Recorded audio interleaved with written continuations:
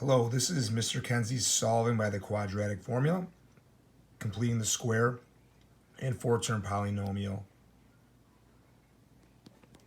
Let's take a look at the quadratic formula. Now, quadratic formula can be used to solve any type of quadratic. The first thing we need to do is we need to state our a, b, and c values. So we know a is 2, b is 1, the number attached to x, coefficient, and c is 7. So now we're going to plug it in. X is equal to, we have negative b, our b value is 1, plus or minus the square root of b squared minus 4 times a, which is 2, times c, which is 7, all over 2a. So 2 times 2. So we're going to simplify that. We have x is equal to negative 1 plus or minus. Now you can use your calculator to simplify the inside, or just do it by hand and then check.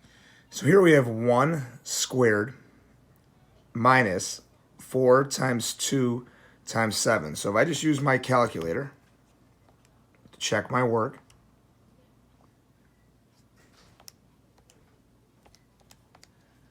we will get 1 minus a 56.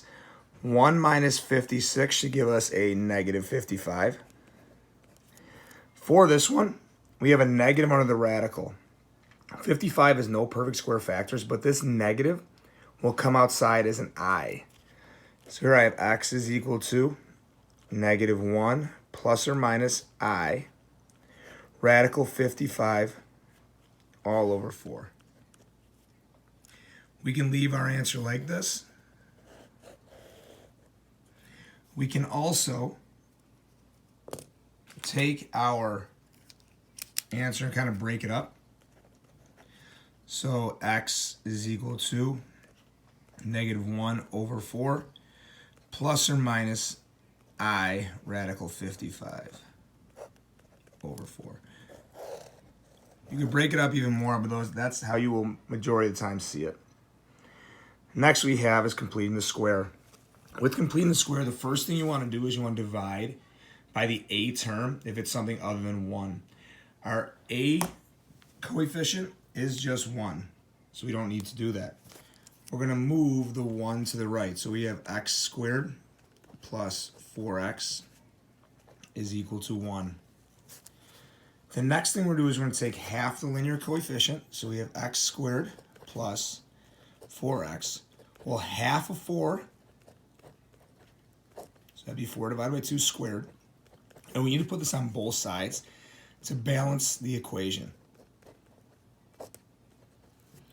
So we simplify. 4 divided by 2 is 2, squared is 4. So we have x squared plus 4x plus 4 is equal to 1 plus 4. We simplify the right to get 5.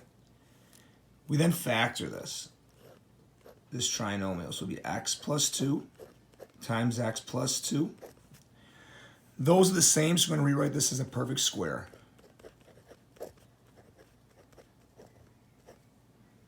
Now we're going to solve for x. The opposite of a square root, or a square is a square root. So we do that on both sides. Now, when you manually take the square root, you have to accept both the positive and the negative.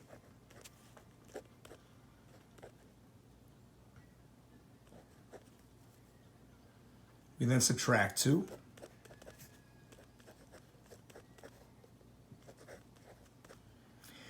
You can leave your answer like this. You also could write it like so.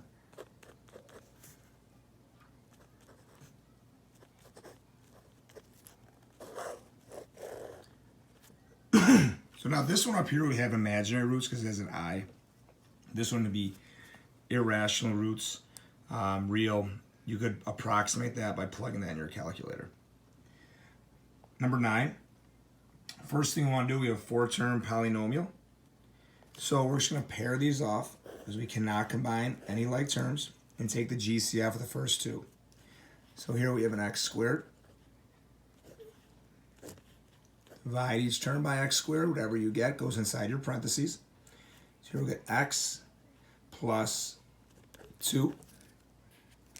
GCF here is going to be a negative 4. So we divide by a negative 4 to get x plus 2. Those match up. That's a good thing. Those two binomials, we're going to group them together. So we'll get x plus 2. We then group the individual terms, the x squared minus 4. Now for this one, you can factor this again by the difference of perfect squares. So we'll have x plus 2.